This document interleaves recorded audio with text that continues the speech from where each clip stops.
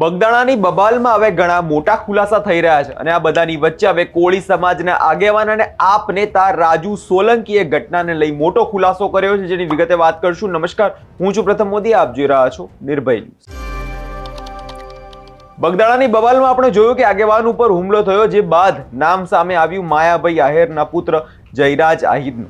જે બાદ આ ઘટનામાં જે રોજબરોજ અનેક મોટા ખુલાસા થઈ રહ્યા છે, તેમાં રાજુ સોલંકી દ્વારા આગેવાનની હોસ્પિટલ પર ખબર અંતર પૂછવા માટે પણ ગયા હતા. જે બાદ હવે રાજુ સોલંકી દ્વારા ઘટનાને લઈ મોટો ખુલાસો કરવામાં આવ્યો છે. સાંભળીએ રાજુ સોલંકીએ ઘટના વિશે શું કહ્યું છે. નમસ્કાર મિત્રો, હમણાં જ બગદાણાની અંદર કોળી સમાજના જાગૃત યુવાન ભાઈ શ્રી નવનીતભાઈ બાલદિયા ઉપર અસામાજિક તત્વો દ્વારા જીવલેણ હુમલો કરવામાં આવ્યો.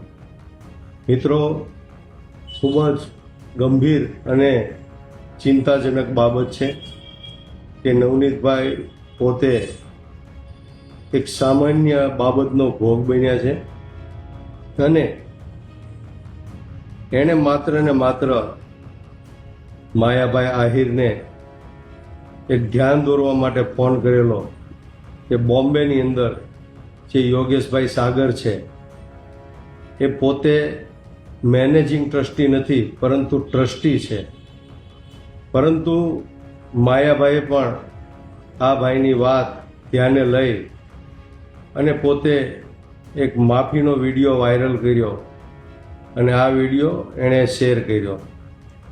પરંતુ મિત્રો, મારે એટલું જ કહેવું છે કે નવનીતભાઈએ જે ફોન કર્યો એ ફોનની અંદર માયાભાઈને નવનીતભાઈએ કોઈ જગ્યાએ એવો આગ્રહ નથી કર્યો કે તમે માફીનો વિડીયો બનાવો કે વિડીયો બનાવો, પરંતુ નવનીતભાઈએ તો માત્ર ને માત્ર માયાભાઈ આહિરનું આ બાબતને લઈને ધ્યાન માત્ર દોર્યું હતું. એ પછી મિત્રો, અસામાજિક તત્વો દ્વારા આપ સૌ જાણો છો કે 8 લોકોએ જીવલેણ હુમલો કર્યો. નવનીતભાઈએ પોલીસમાં ફરિયાદ આપી, નવનીતભાઈએ પોલીસને રજૂઆત કરી, પરંતુ 2-3 દિવસ સુધી બગદાણા પોલીસ સ્ટેશનના પીએસઆઈ કે પીઆઈ કે જે તે અધિકારી હોય એણે આ ફરિયાદને, આ મુદ્દાને ડાયવર્ટ કરવાના પ્રયત્ન કર્યા.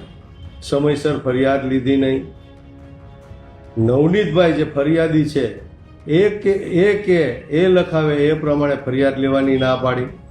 તો મિત્રો, મારે આજે આ ભાજપના શાસનમાં હર્ષ સંઘવી જે ગૃહ રાજ્ય મંત્રી છે એ સુફિયાણી વાતો કરે છે, મોટી મોટી વાતો કરે છે, પોલીસ ડિપાર્ટમેન્ટની પ્રશંસા કરે છે. પોલીસ ડિપાર્ટમેન્ટ કે પોલીસ પરિવારના અમે વિરોધી નથી. ઘણા પોલીસ અધિકારીઓ ખૂબ સારા, પ્રમાણિક અને નિષ્ઠાવાન પોલીસ અધિકારીઓ છે, એને સેલ્યુટ કરવાનું મન થાય. પરંતુ હમણાં જ ભાવનગર જિલ્લાની આવી 2 ઘટના બની. હમણાં જ એક બ્રાહ્મણ યુવાને પાટીદાર સમાજની એક દીકરી સાથે પ્રેમ લગ્ન કરેલા, એમાં પણ પોલીસ અધિકારીની, ડીવાયએસપી સાહેબની શંકાસ્પદ ભૂમિકા લોકોની વચ્ચે આવી, લોકોની સામે આવી. એવી જ આ બીજી ઘટના, પોલીસ અધિકારીઓએ આવો જીવલેણ મરણતોલ મારી અને જાનથી મારી નાખવાની કોશિશ કરી હોય છતાં પોલીસ ફરિયાદીની ફરિયાદ ન લે, આ કેટલા અંશે વ્યાજબી છે. મિત્રો, આજે મારે હર્ષ સંઘવી જે ગૃહ રાજ્ય મંત્રી છે, જે પોતે ગુજરાતની સુરક્ષા અને કાયદો વ્યવસ્થાની જે વાતો કરે છે, એને મારે કહેવું છે કે જો તમારામાં જરાકે શરમ હોય તો આ ઘટનાની અંદર જે આરોપીઓની ઉપર ફરિયાદ દાખલ થઈ છે એની સાથોસાથ એને સહયોગી તરીકે, એના મદદગાર તરીકે જે તે પોલીસ અધિકારીઓ જે છે, જવાબદાર પોલીસ અધિકારીઓ છે, એના પણ નામ આની સાથે ઇન્વોલ્વ કરવામાં આવે, એના ઉપર પણ એફઆઈઆર કરવામાં આવે.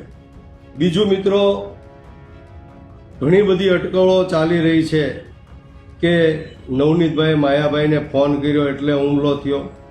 નવનીતભાઈને હું રૂબરૂ મહુવા ખાતે હનુમંત હોસ્પિટલમાં જઈને મળ્યો, એમની સાથે બેઠો, ચર્ચા કરી, ઘટના વિશે જાણકારી મેળવી. નવનીતભાઈનું કહેવાનું એમ હતું કે માયાભાઈના દીકરા જયરાજભાઈએ મને ફોન કરી અને ક્યાં મળવું છે, ક્યાં છો, એવી બધી વાતો કરી. એ પછીના થોડાક જ સમયમાં આવી રીતે મારી યારે ઘટના બની અને મારી ઉપર હુમલો થયો. અને પોલીસ એવું કહે છે કે ખરેખર માયાભાઈ એવું કહે છે, જયરાજભાઈ એવું કહે છે કે ભાઈ ખરેખર અમે લોકો આ ઘટનામાં કાંઈ જાણતા જ નથી, આ ઘટનામાં અમે કોઈ જગ્યાએ ઇન્વોલ્વ નથી. પોલીસ એવું કહે છે કે ખરેખર આ નવનીતભાઈ છે એ બુટલેગરો હોય, ખનીજ માફિયાઓ હોય, એની બાતમી આપતા હતા, એની માહિતી પોલીસને પૂરી પાડતા હતા. એટલા માટે નવનીતભાઈ ઉપર આ બુટલેગરો અને ખનીજ માફિયાઓએ હુમલો કર્યો છે. તો મિત્રો, આ સત્ય ક્યારે બહાર આવશે? આ એક પ્રશ્ન છે. મિત્રો, ખરેખર ખૂબ જ દુઃખદ બાબત છે, દુઃખની બાબત છે. ગુજરાતની અંદર કોળી સમાજ કે અન્ય સમાજ ઉપર અવારનવાર આવા હિચકારા હુમલા થતા હોય, જીવલેણ હુમલાઓ થતા હોય, તો આ જવાબદારી કોની છે? ગૃહ વિભાગની છે? ભાજપ સરકારની છે? પોલીસ અધિકારીઓની છે? કોની જવાબદારી છે? અસામાજિક તત્વો, ગુંડાઓ ખુલ્લે આમ મન ફાવે એ રીતે ક્રાઇમ કરી રહ્યા છે, ગુનાઓ કરી રહ્યા છે, આચરી રહ્યા છે. અને પોલીસ અધિકારીઓ આ મોટા માથા, મોટી વગ ધરાવતા પૈસાવાળા લોકોને, એના ગુંડાઓને હંમેશા બચાવવાનું કામ કરે છે.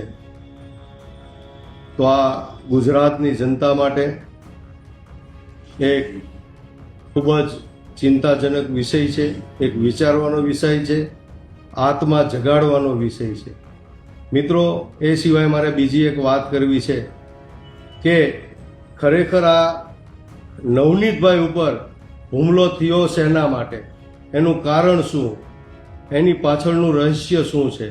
તો મિત્રો, આજે મારે તમને કહેવું છે, નવનીતભાઈ પોતે અને બગદાણા ગામના ઘણા બધા આગેવાનો છેલ્લા 2 વર્ષથી મારા સાથે સંપર્કમાં છે. અને મારી ભાવનગર ખાતે જે ઓફિસ છે ત્યાં પણ મને રજૂઆત કરવા આવેલા, મને મળવા આવેલા. અને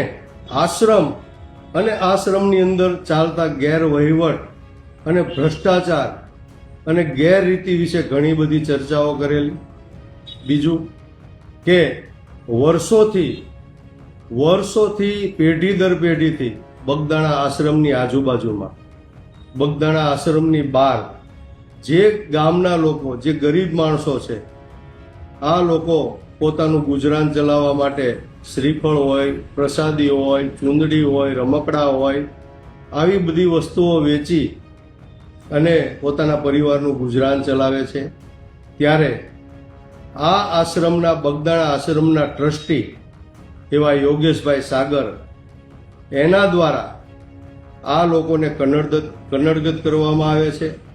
પોલીસના ઈશારે આ લોકોનો સામાન ઉઠાવી જવામાં આવે છે, સામાન ફેંકી દેવામાં આવે છે, એ લોકોને હટાવવાના પ્રયત્નો કરવામાં આવે છે. અને આ લોકોને ત્યાં વર્ષોથી ધંધો કરતા એને ધંધો કરવા દેવામાં આવતો નથી. આ બધી ફરિયાદો મને ગામના આગેવાનોએ, નવનીતભાઈએ અવારનવાર કરેલી. એના અનુસંધાને મેં યોગેશભાઈ સાગર સાથે પણ વાત કરેલી. યોગેશભાઈ સાગરને મેં આ બધી તમામ રજૂઆતો કરેલી કે ભાઈ, તમારા જે આશ્રમનો વહીવટ ચાલી રહ્યો છે, મંજી બાપા હતા ત્યાં સુધી આ આશ્રમનો વહીવટ ખૂબ સારી રીતે ચાલતો હતો અને ખૂબ જ પારદર્શકતાથી ચાલતો હતો. પરંતુ આજે મેં જાણ્યું, ગામ લોકો પાસેથી જાણ્યું, બગદાણા ગામના આજુબાજુના લોકો પાસેથી જાણ્યું, ગામ લોકોનું કહેવું એવું છે કે આ આશ્રમની ઉપર ભાજપના અમુક નેતાઓની નજર છે, એનો ડોળો છે. ખાસ કરીને આ બોમ્બેની અંદર બેઠેલા ધારાસભ્ય યોગેશભાઈ સાગર, એમને આ આશ્રમની અંદર શું એટલો બધો ઇન્ટરેસ્ટ છે, શું રસ છે, એના ઉપરથી આપ જાણી શકો છો કે ખરેખર આ આશ્રમનો વહીવટ કઈ રીતે ચાલે છે, કેટલા લોકો ચલાવે છે. અને ખરેખર આ આશ્રમની અંદર મેનેજિંગ ટ્રસ્ટી હાલમાં કોઈ છે નહીં.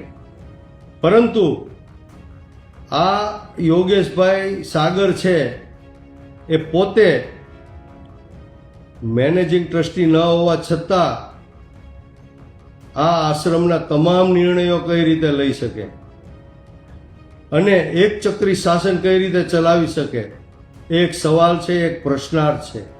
બીજું મિત્રો, ભાવનગર જિલ્લા અને ભાવનગર જિલ્લાની બહારથી બગદાણા ધામ જે આશ્રમ છે બજરંગદાસ બાપાનું, આખા વિશ્વ વિખ્યાત આ આશ્રમ છે, આ ધાર્મિક સ્થાન છે.